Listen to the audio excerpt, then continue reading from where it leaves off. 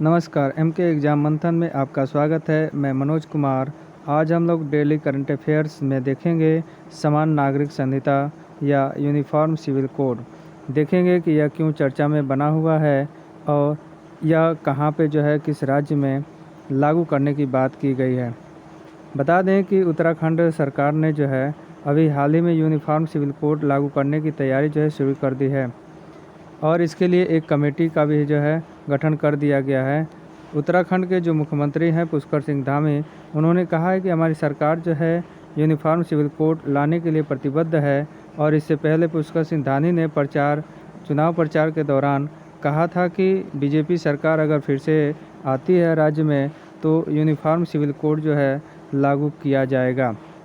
माना जा रहा है कि कमेटी ड्राफ्ट को जो है मंजूरी मिल जाती है तो उत्तराखंड में भी सिविल कोड लागू हो जाएगा। इसके लागू होने के बाद प्रदेश में धर्म आधारित कानून जो है ख़त्म हो जाएंगे और सबके लिए एक समान कानून संविधान के अनुसार मिलने लगेगा। आइए अब देखते हैं क्या यूनिफॉर्म सिविल कोड है। यूनिफॉर्म सिविल कोड का आशय है अलग अलग धर्म ग्रंथों और रीति रिवाजों पर आधारित पर्सनल लॉ के स्थान पर देश में सभी नागरिकों के लिए एक तरह का कानून या समान नागरिक संहिता में जो है प्राप्त होगी या बदल दिया जाएगा। दूसरे शब्दों में कहें तो देश के नागरिकों के लिए एक समान कानून होगा, चाहे वह किसी भी धर्म या जाति से ताल्लुक़ रखता हो। जबकि देश में अलग अलग मजहबों के लोग जो है अलग अलग पर्सनल लॉ हैं। वहीं यूनिफॉर्म सिविल कोड से विवाह, तलाक, उत्तराधिकार, गोद लेने और प्रतिपालन या मेंटेनेंस जैसे मामलों में हर धर्म के रिवाजों के हिसाब से नहीं बल्कि भारत के कानून के हिसाब से अब फैसला किया जाएगा। इससे सभी मामलों में सभी धर्मों के लोगों को एक देश के नागरिक की तरह बिना किसी भेदभाव के बर्ताव के लिए जो है व्यवस्था अब की जाएगी। आइए समझते हैं कि भारतीय कानून क्या कहता है इस मामले में। भारत एक धर्मनिरपेक्ष राज्य है और वह किसी भी धर्म के जो है बढ़ावे की बात नहीं करता है। और भारत में शासन व्यवस्था को चलाने के लिए संविधान का निर्माण किया गया और उस संविधान में भी यूनिफॉर्म सिविल कोड की जो है बात की गई है।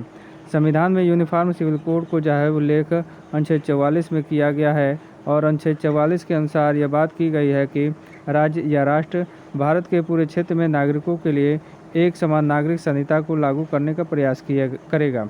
दूसरे शब्दों में कहें तो यह देश का एक कर्तव्य है या राज्यों का कर्तव्य है जिसे राष्ट्र को पूरा करना है।